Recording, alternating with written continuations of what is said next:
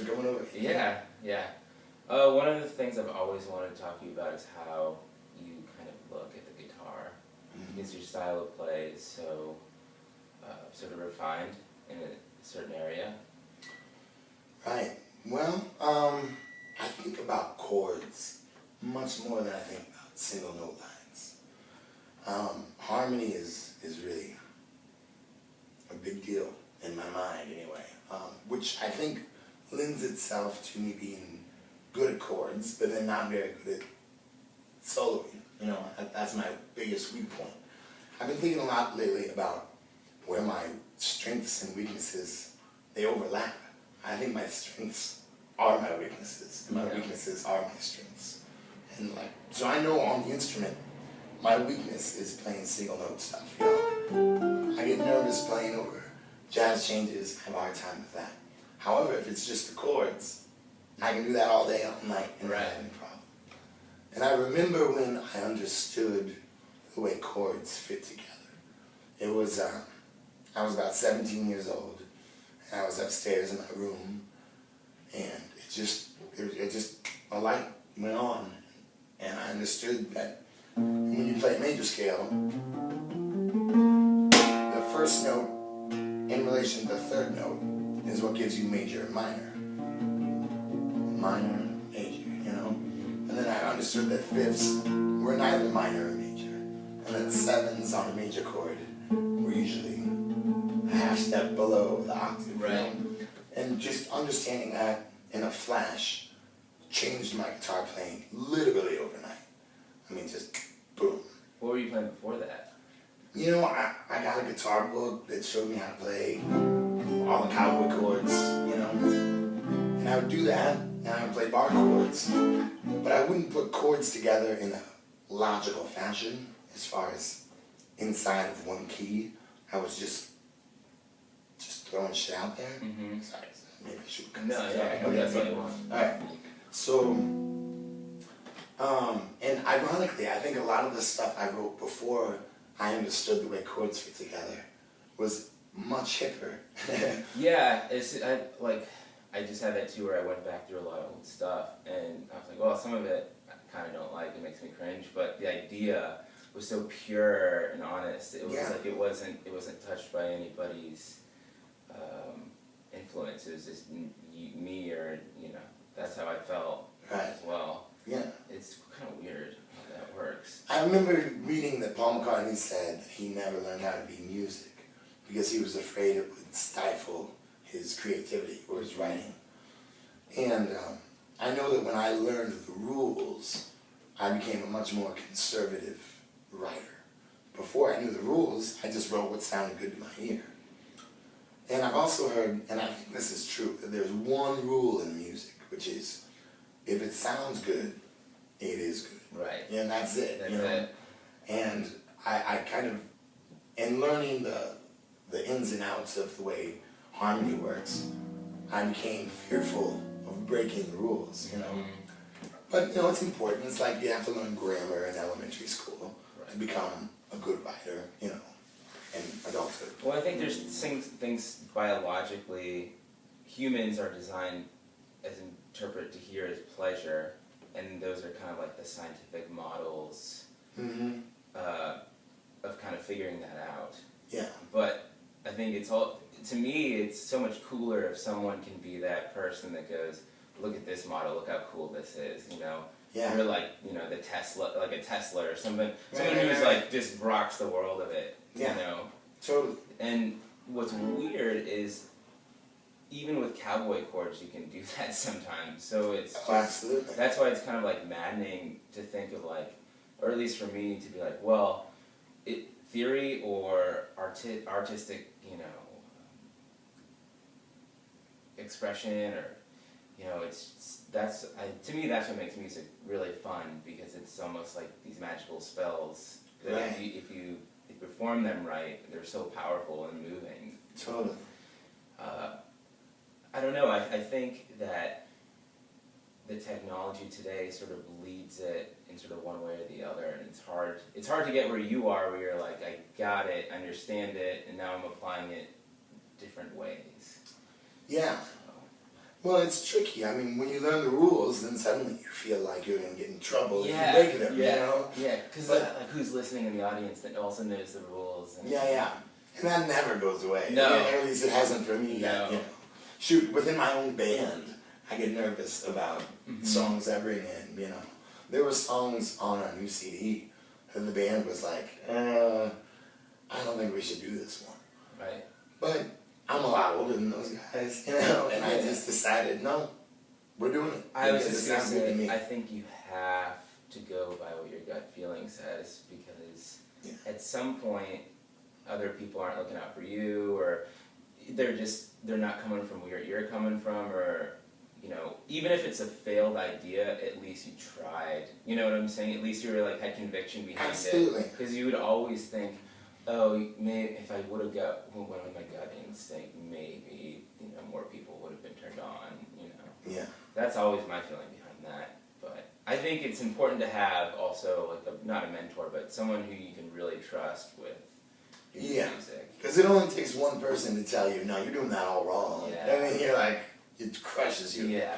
When I was a kid, when I was like 16, I asked my parents for guitar lessons, and they sent me to a guy around the corner. And it was really interesting. He was the guy who told me that, you know, it used to be you'd be burned at the stake for playing that interval. You know, that interval was evil. It was the devil interval. You know? Right. And that was exciting for me. But then at one point he said, you know, you're just doing everything wrong. It would have been better if you had not started playing by yourself. It would have been better if you'd started taking lessons from day one. And then I was like, well, guess what? This is my last lesson with you. Yeah, I'll never come back. Right. Christian, who plays saxophone in my band, said something the other night that just rocked me to my core. He said, music, I just got chills thinking about it. He said, music is not a proficiency contest. It's an honesty contest. And it does not matter how good you are. It matters how honest you are. Oh, yeah, you know? yeah. Which is why you can hear some kid just starting out at an open mic and be moved. Oh, yeah. Or go to the symphony and fall asleep. Exactly. You know, because it's not how slick it is, it's how raw it is. And it's so, I think you can totally tell when there's honesty there and when someone's trying to fake it, or someone's trying to, like, you know, but there's this one girl, her name's Whiskey Ginger, and I was like, she either has mastered the art of making a mistake, or it's just so honest and pure that it's like moving to everyone in the room and everyone stops what they're doing. And it's, you know, it's super powerful, these like little simple ukulele songs and this like huge red afro, and then she forgets, and then it's great, you know, and it doesn't even matter if she made it through the song or not. Everyone's just sort of like blown away by the honesty of it. Yeah, I think I know the girl you're talking about. Yeah. She blew me away once at an open mic. Yeah. She played, silenced the room, and then threw her ukulele. Yeah. And I was like, all right. Up next, Tommy Holloran. right. I didn't follow that, you know. Yeah, it's, honesty really matters. You know, George Burns said about acting, the key is sincerity. Once you can fake that, the rest is easy. And maybe you can do that in a movie, but when you're on stage, you really can't fake it, you know? No. There's no phoning it in. People intuitively know when they're being bullshitted. Oh, you know? Yeah. Or someone's just, I think everyone's been there where they're just like, alright, we're playing our last song and I'm barely making it through it and I don't care and it's awful and I'm just getting off stage. And so, Stephen Droz of the Flaming Lips, he's one of my favorite musicians in that band. He said there's like 3 levels of performing, and one is everything's going great, everyone's hit their notes, the crowd's digging it, awesome. The second is it's going well, we're barely holding it together, but at any moment you go off the rails. And the third is everything's going wrong, get us off stage. Who booked this gig? Kill me now. Yeah. Right. And you know, in my experience, those levels of gigs, no matter how much I practice, I can't just maintain the first level. You know, like in my entire life, I played 300 gigs last year, right? So probably 100 of those were God help me. 100 of them were like, this is okay. 100 of them were like, Great. I'm the greatest musician in the world, you know. And I think all of those feelings are legitimate and true and persistent through our lifetime as musicians. That's something I too struggle with, is like, even with the 100 great gigs, it's sometimes at the end of the day you're like, they were great, but do I want to do it again? Yeah. And in terms of, was it really effective, and am I really doing something that's moving people, and is this worth it? I mean, do you ever think about that, or do you just like, do you just grind it, or do you know, how do you get through, like, it's just, you know, it's frustrating, like, calling people, trying to book, people saying no, people saying yes, trying to get your band together, trying to figure out how you're going to get there, and what keeps you, what's your drive, what keeps the drive up? Well, it's what I love to do. No, that's not entirely true. I do love it, but I also hate it, you know? And about once a week, I'm like, damn it, I should just go get a job at the Taco Bell, and, you know, I'll be fine, you know? Because it'd be a lot less stressful.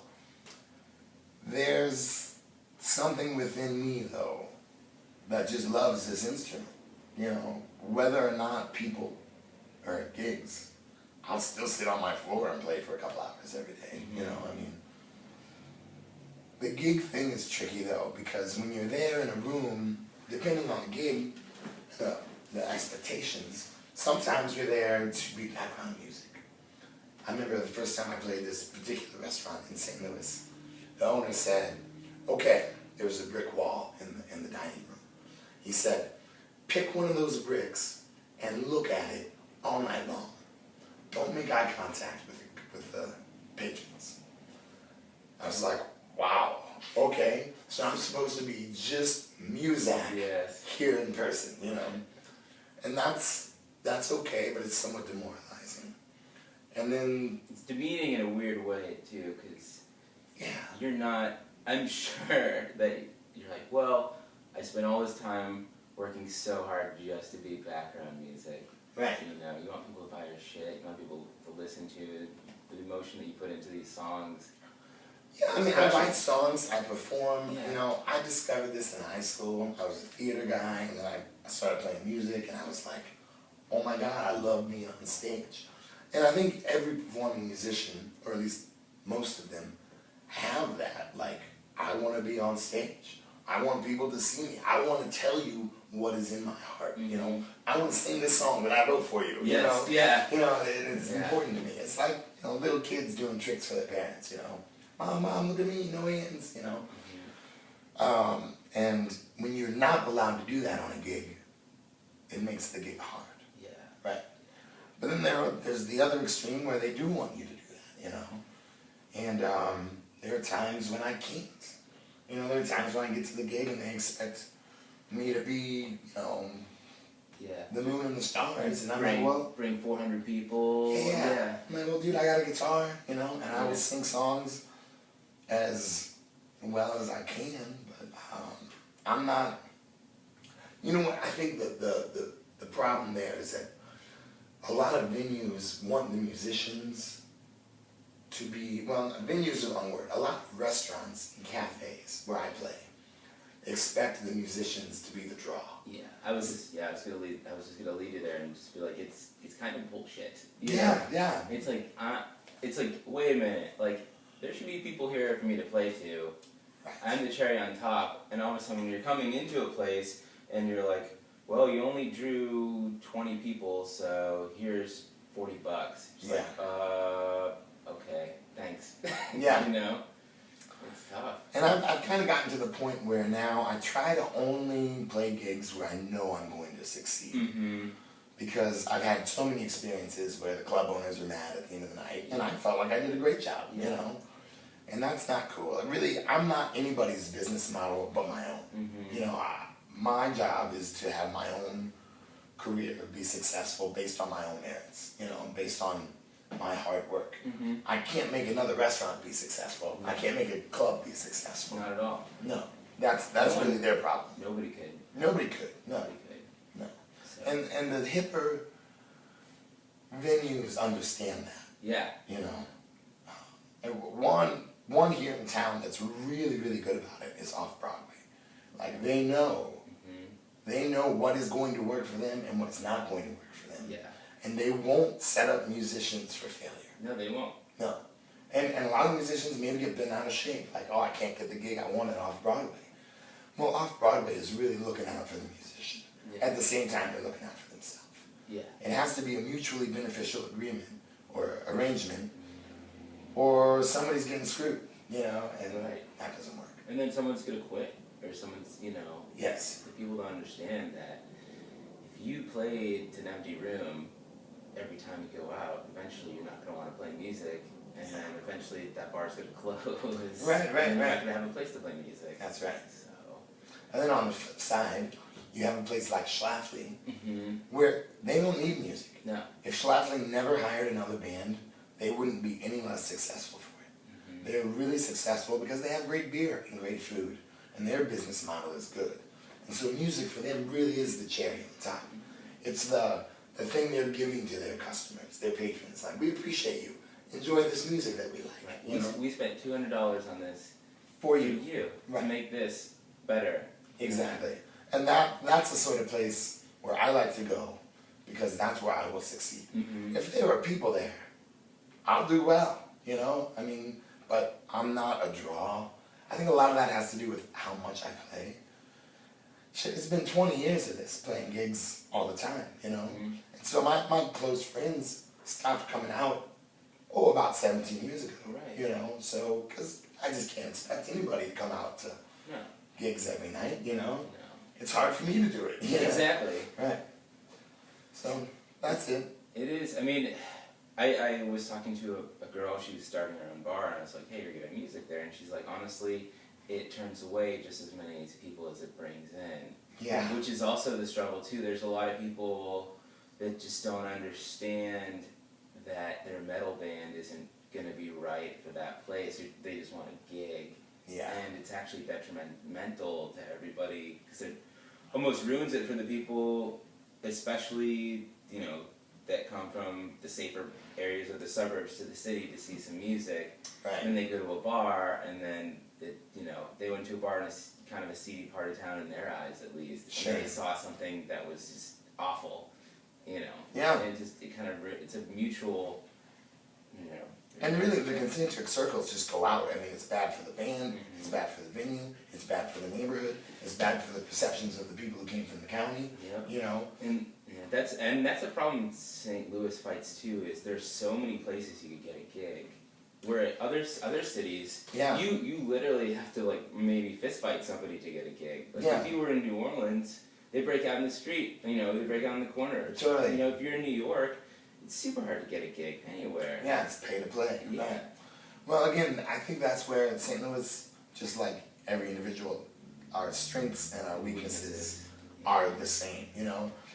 It is not hard to work in St. Louis. All you really have to do is ask for gigs. And most places will give it to them. Yeah. At least once, you know, and if you do a halfway decent job, they'll have you back, you know. It's a lot of putting yourself out there. It's a lot of being willing to accept the rejection, you know, and it's a lot of also being willing to put in the work and be good and understand the bigger picture. But you can work in St. Louis 5 nights a week. And that's the great thing about St. Louis. It's not hard to work here. And really, the level of musicianship in St. Louis is pretty high. Oh my God. Yeah. I mean, I'd say this is a world-class music town. Right. Any given night, you can go hear great music in any genre. Yeah. Yes, you have to know where to go. Right. Yeah. As any city would, though. Well, I think cities like New Orleans have built their entire identity around this. Right. And all you got to do in New Orleans is just show up, and you will be entertained on street corners, you know, and in the airport, you know, I mean, everywhere, you know. Right. St. Louis does not do that, but St. Louis also doesn't have tourism. You know, New Orleans has people who go there on expense accounts, you know, and they're spending the boss's money, so it's no problem to throw a $20, you know, $20 bill in a tip bucket. St. Louis has none of that. But we do have, for whatever reason, clubs that love having live music. And really, we have a city of people that have come to expect it. You also have a community that sort of, especially with KDHX, it's this community that other cities don't have. Which is pretty powerful, and we're pretty lucky that we do have something like that. Because people, like, literally, that they're behind it, they listen to it, and it's like, if you're in the music community, it's like, you better support it, man, because if you don't, if you take this for granted, it's gonna go away and it's gonna suck. You think it sucks now? Like, holy shit, if there wasn't KDHX, like... I would bet there are not 5 stations like KDHX in the world. Yeah. I bet there aren't 5. And that we have one in St. Louis is wonderful, and it's a gift and a treasure. And they're so supportive of St. Louis music, and it's a wonderful thing we have. You're pro bono. I mean, no one's making $1 million a game. No, nobody's getting rich off that. Yeah, it's really for the community. It's a great thing. Yeah, I was thinking about it the other day, and thinking about that John F. Kennedy quote. The question is not what can I do, or what can KDHX do for me. Right. The question is what can I do for KDHX. Yeah, because you're gonna get, the more you put into it, the more you're gonna get out of it. Exactly. For sure. Yeah. How do you deal with sort of, I don't know, the fear factor of it all, in terms of putting yourself out there, and like,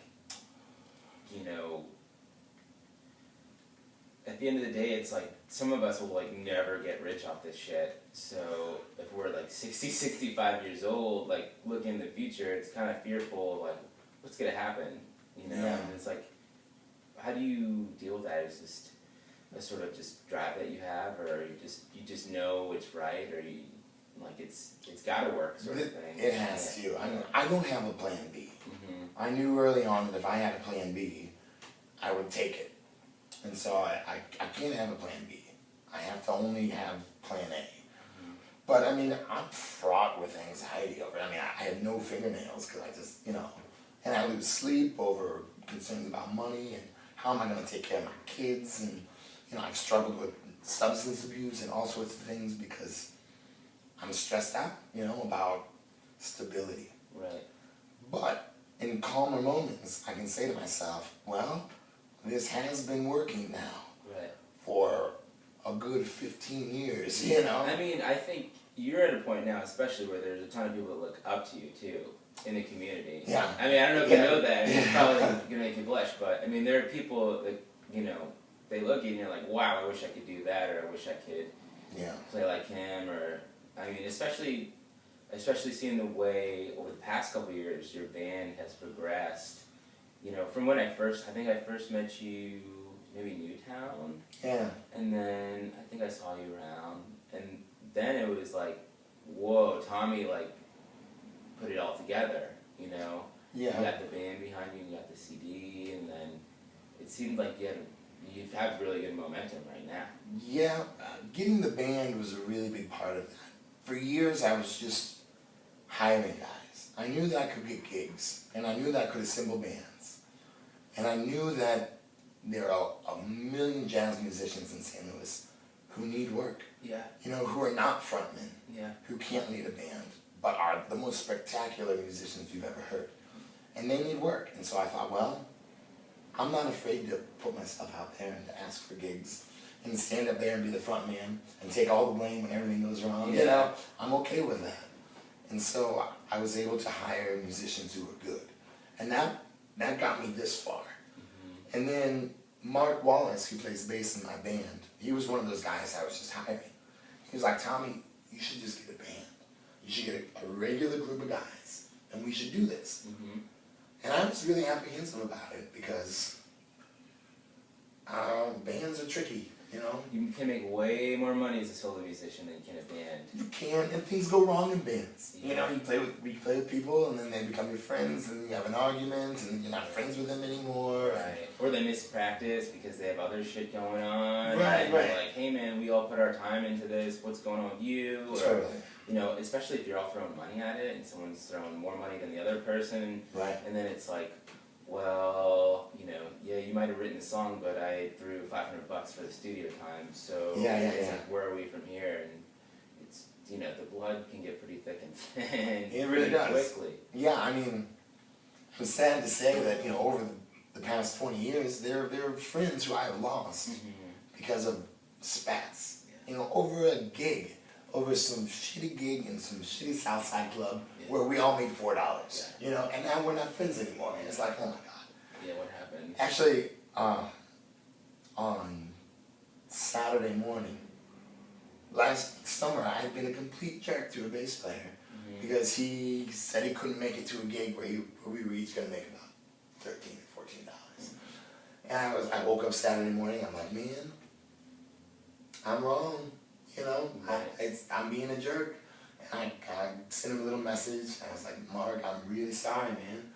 I was filtering your completely reasonable explanation for why you couldn't make the gig through my own anxiety. Right. And calling you the jerk, and I was wrong. Yeah. And I'm lucky that actually most people, if I come to them and tell you, look, man, I fucked up, I'm sorry, most people will be like, okay, you know, it's all good, water under the bridge. Right. Which is what this guy did, and I'm really grateful. He's one of my favorite musicians. Right. Well, I think in terms of a successful band has to be that way, because that's just people and that's just relationships.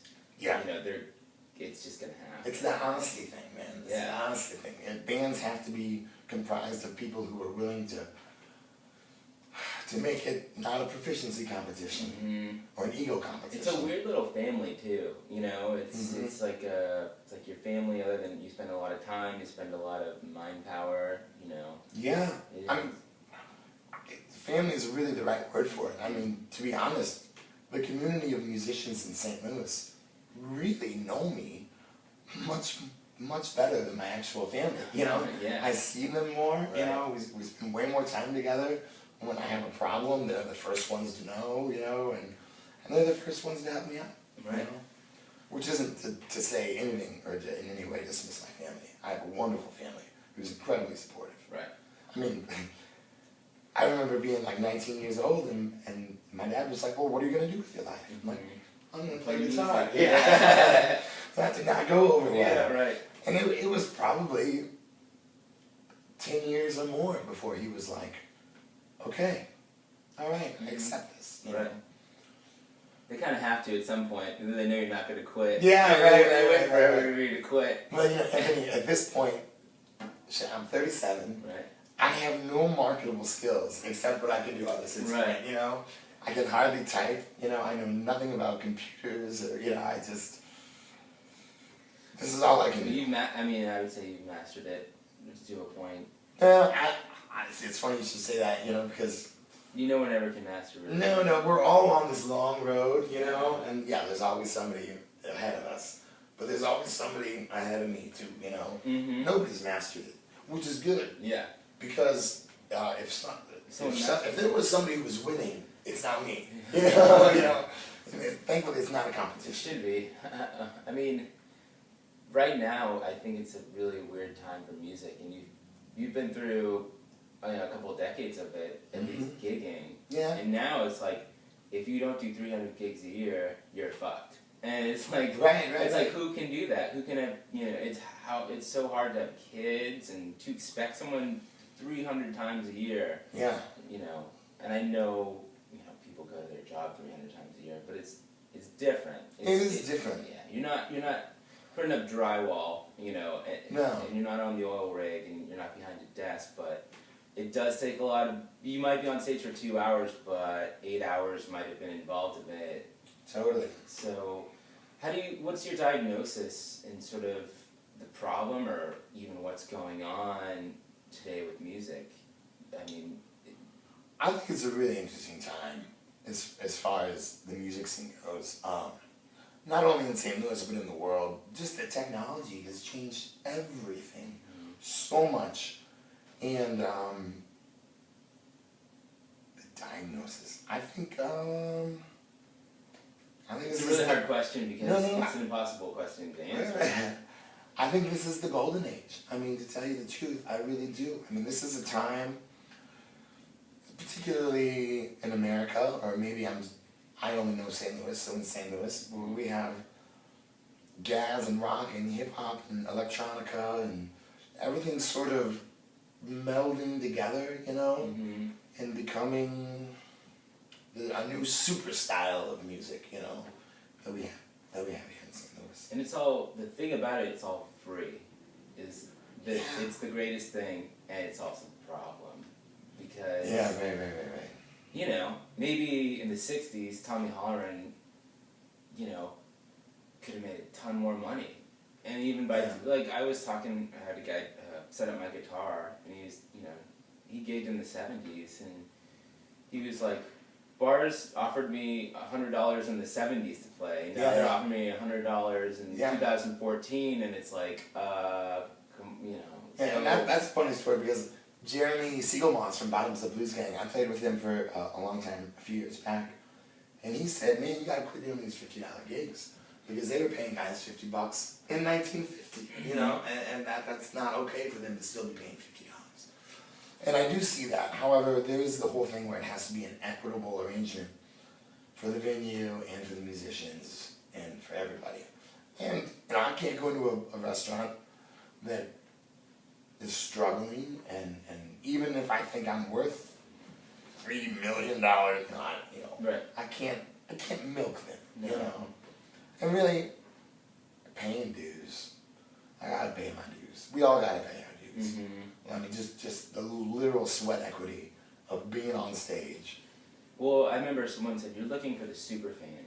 You're looking for, even if you play to 8 people, if 2 of the people are going to follow you for the next 10 years, you know, if they're checking you out, what you do, and buying some of your stuff, that's what you're looking for. So that's the hope, if you're playing for $50, that someone will be that super fan and follow you on Twitter, you know? Right. Yeah, and that's another aspect of it. Maybe the money at the clubs isn't the same, but the exposure is dramatically better than it was even 5 years ago. Like, I could put something up on Facebook, and, you know, immediately thousands of people... They'll respond to it. Yeah, they'll see it, and I no longer need a record company to represent me. You know, I no longer need a radio station to play me. I'm grateful to have KDHX. But I don't need these institutions to get my music out there. I do need to do it myself, which is a discipline that musicians, I think, are learning, you know. Yeah, it's so because people don't know our brains aren't designed for that. Right. Like, it's, you know, using a computer to some musicians is impossible. Yeah. I played with this girl named Jane, and she struggled with it. Sure. You know. It's hard. Yeah, it's really hard. It is hard. You know, I think to be a musician today, you need to be this like jack of all trades. You need to know how to record yourself, which is really tough. People don't understand that. You need to be able to market yourself. Social media. And you need to actually be good, because right now there's so many people that can put perfect music out there. Yes. That aren't really that good. Yeah, and this is maybe a tangent, but this perfect music thing I think is really interesting. We went into the studio and made our album, and we were debating whether or not to use a metronome, because I had this idea, well, there's no reason to put out an imperfect album anymore, because now everybody can put out a perfect album. But then I went back and I listened to the Blue Weezer album, and that is an imperfect album that is perfect. Yeah. You know, it's the flawed nature of perfection. Right. Is really much more resonant with actual humans than some picture perfect, sonically profound, you know, and yet ultimately boring and dull. Oh, totally. Masterpiece. I think, it's the imperfections of art which make it good.